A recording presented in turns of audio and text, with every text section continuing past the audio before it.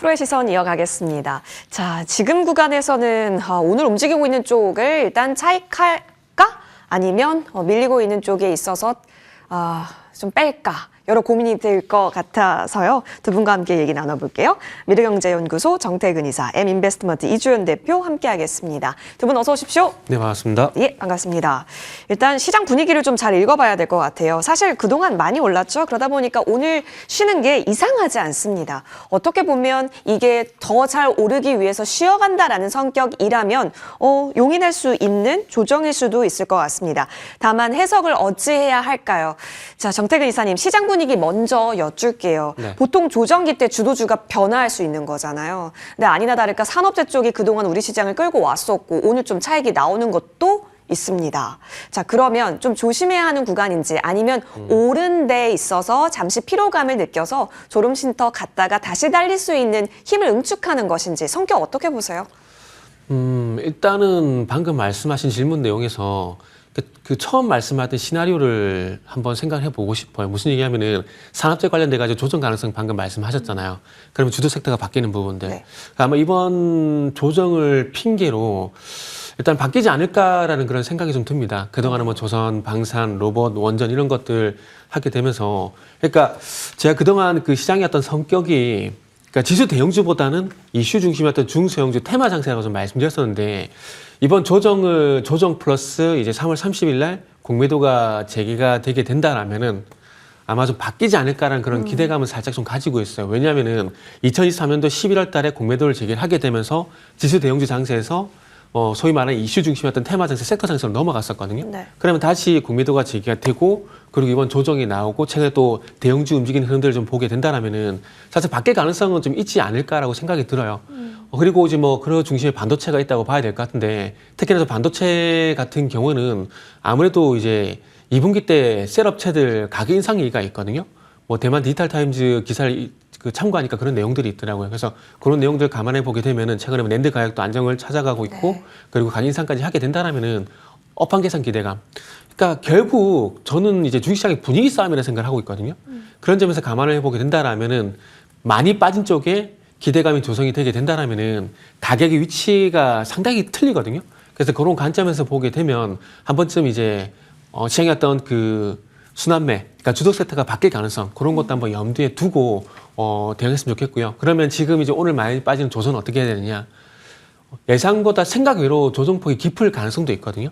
그래서 조금은 뭐 오늘 이전까지는 뭐 조정이 나오게 되면은 빠른 뭐 추정 매수가 필요했었지만 지금은 이제부터는 조금 더 느긋하게 한번 접근을 하시는 게 좋겠다는 생각이 들어서 생각보다 길고 깊은 조정도 나올 가능성이 있기 때문에 그런 것들은 염두에 두고 섣부른 뭐 조정시 매수 이런 것들은 조금은 자제를 했으면 좋겠어요.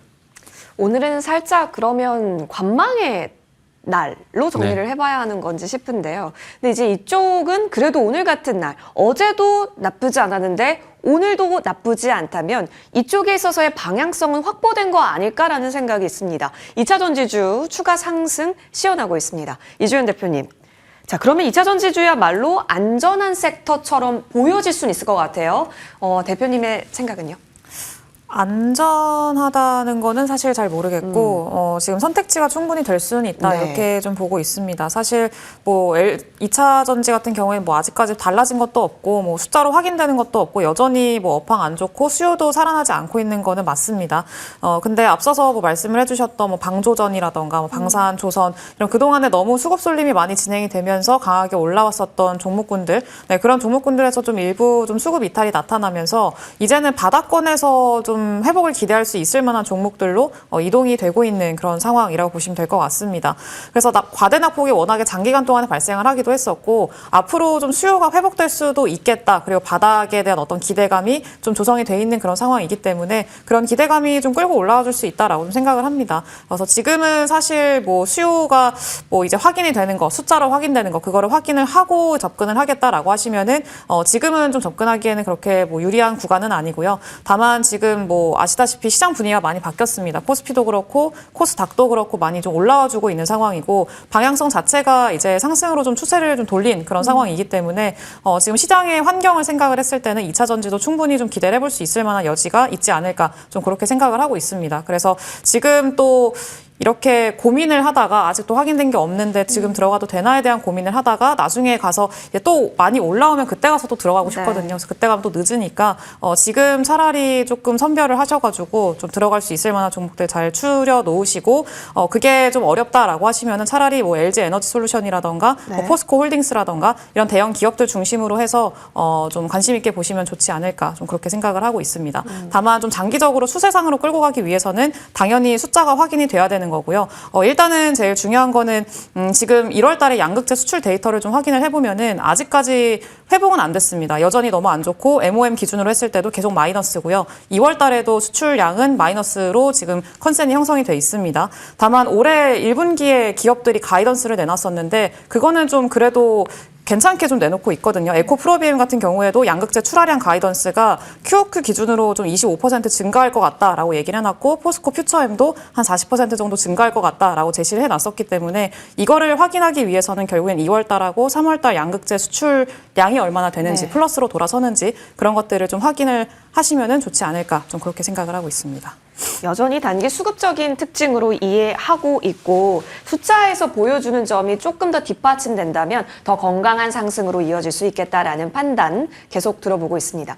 선별적으로 전략적 접근은 가능하다라는 사인을 주셨는데 그러면 종목 선별을 어떻게 나누고 계세요, 여러분? 사실상 전액이 요즘 좀 강해요. 그리고 전액 쪽에 좋은 뉴스들이 좀 나옵니다. 특히나 미국 공장 있으면 너무너무 가볍게 올라가고 있어요. 특히나 바닥권에서요. 정태근 이사님, 그러면 지금은 이쪽으로 트렌드하게 자리 잡았다라고 보세요? 아니면 전통 강자라고 할 수 있는 셀 쪽이 좋을까요? 이게 좀 한 이틀 살면 좀 더 갔으면 좋겠는데 하루 반짝하고 끝나버리니까 사실 판단이 이렇게 서진 않아요. 서진 않는데 지금 분위기 보게 되면 일단 소재 쪽으로 일단 한 표를 전 주고 싶어요. 어제 포스코 그룹주가 상당히 강세였잖아요. 강세였는데 어제 뭐 LG 에너지솔루션, 뭐 도요타 공급 이슈도 있긴 하지만 제가 주목했던 부분은 이제 포스코 그룹주를 주목한 이유가 뭐냐면은 그 중국이 배터리 핵심 원자재하고 그다음에 기술 수출 제한 이거를 이제 강화를 한다는 얘기가 나왔는데 그러면 결국 지금의 어떤 글로벌 환경은 미국과 중국이 주도하고 있는 상황들이고 그 속에서 어떤 이슈가 있는지를 봐야 되는데 중국이 배터리 수출 규제를 강화한다. 그렇게 되면 핵심 광물에 대한 중요도가 올라가게 되고 그러면 당연히 소재 쪽이 벅이 될 수밖에 없다. 그리고 북미 쪽에 공장이 있으면 더 좋다. 그러다 보니까 오늘 동학의 현재 엔킨 같은 기업들이 움직이는 게 아닌가라고 생각이 들거든요. 그러면은 이걸 우리나라 쪽으로 가져오게 되면은 그게 대안이 가능한 기업이 유일하게 포스코 정도로 봐야 되거든요.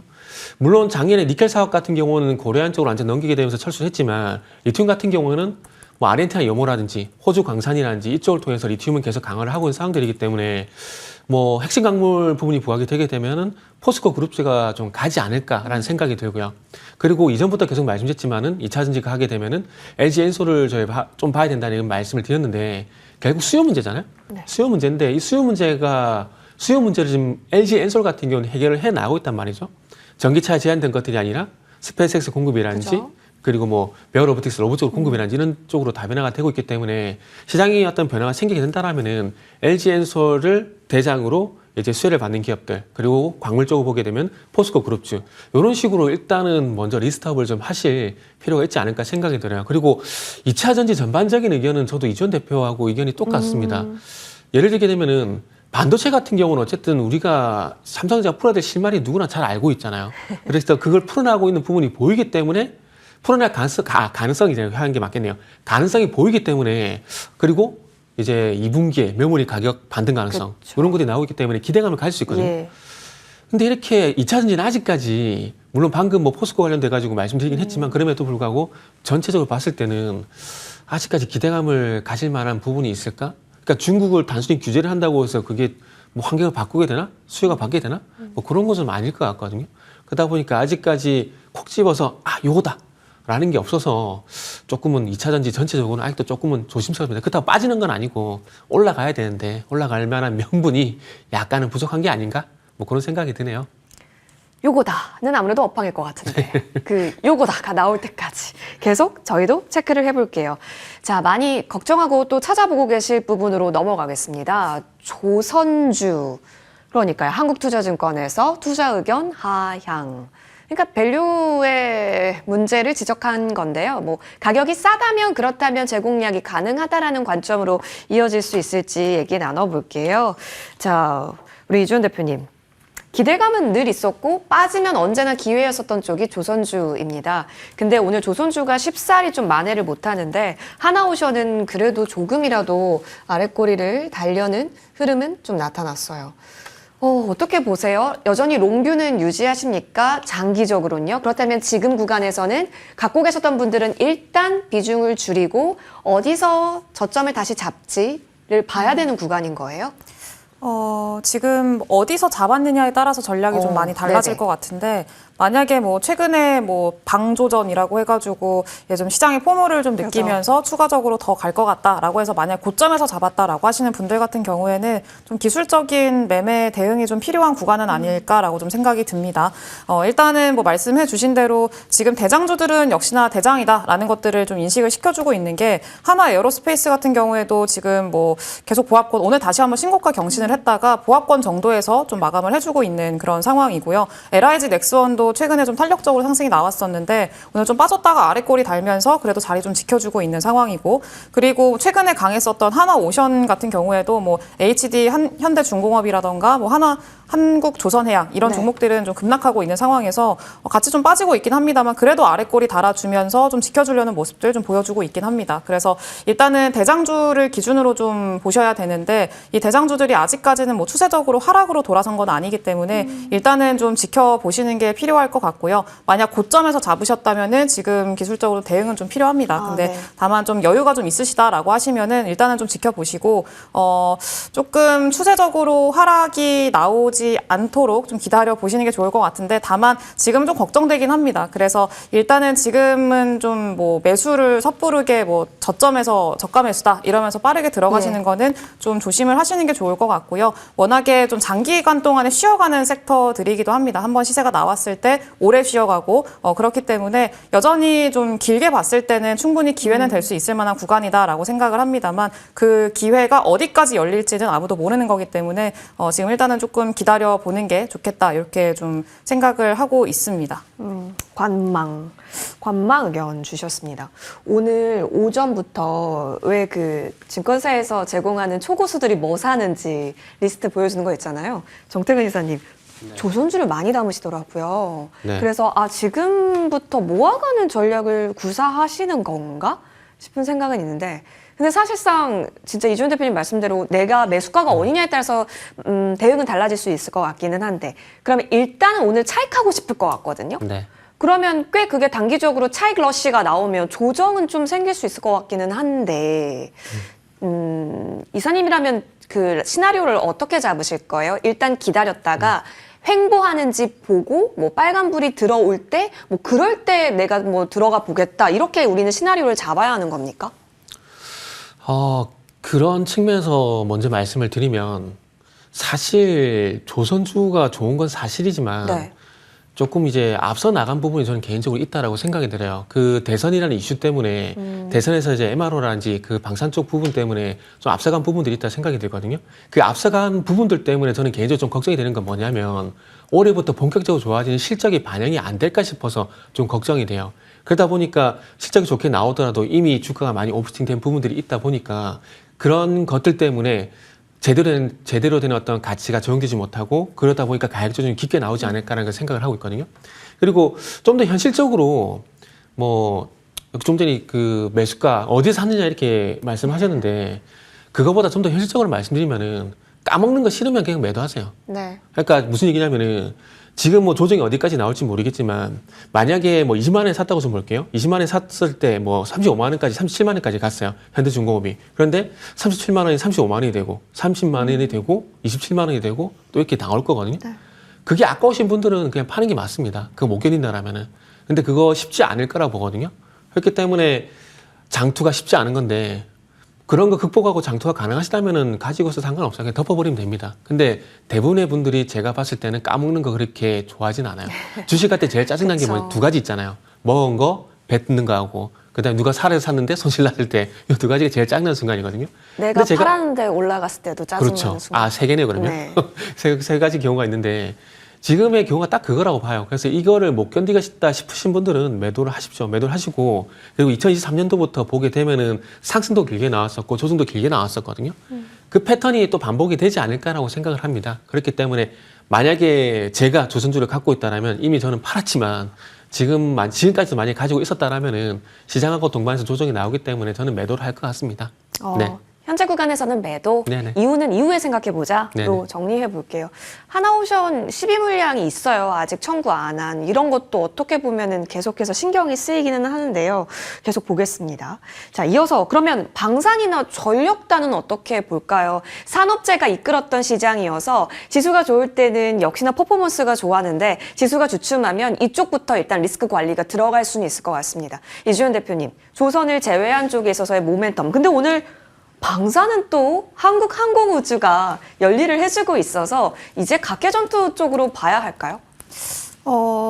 사실 한국항공우주는 그동안에 거의 뭐 원래는 탑4 방산이었는데 예. 많이 좀 소외가 돼 있는 상황이었었죠. 그렇죠. 그래서 그동안에 올라와 있는 것도 거의 없었고 전체적인 키 맞추기 측면에서의 어떤 좀 반등 아닐까라고 좀 생각을 하고 있습니다. 뭐 오늘 리포트 나온 것들 중에 하나도 뭐 풍산이었었는데 뭐 제목이 이제 뭐 세상에서 제일 싼 방산주 뭐 이렇게 나왔던 것 같은데 뭐 사실 지금 한화 에어로스페이스가 대장 역할을 하고 있고 이 대장 역할을 하고 있는 이 기업이 잘 버텨주고 있기 때문에 그 밑에 단에 있는 종목들이 잘 버텨주고 있고 이 안에서 순환매가 나오고 있다 이렇게 좀 볼 수 있을 것 같습니다. 그래서 만약에 한화 에어로스페이스가 좀 추세가 꺾이기 시작을 하고 뭐 이탈이 시작이 되고 그리고 급락이 나오기 시작한다라고 하면은 그때 뭐 그 밑에 단에 있는 종목들이 과연 버틸 수 있을까를 생각을 해보면은 쉽지 않을 거라고 생각을 합니다. 그래서 이거는 전체적인 키 맞추기 측면에서의 어떤 좀 반등이라고 좀 보셔야 될 것 같고요. 방산도 지금 뭐 조선과 좀 비슷합니다. 역시나 좀 앞으로 갈 수 있을 만한 모멘텀 앞으로 좀 땡겨와가지고 많이 좀 시세를 단기간 안에 줬던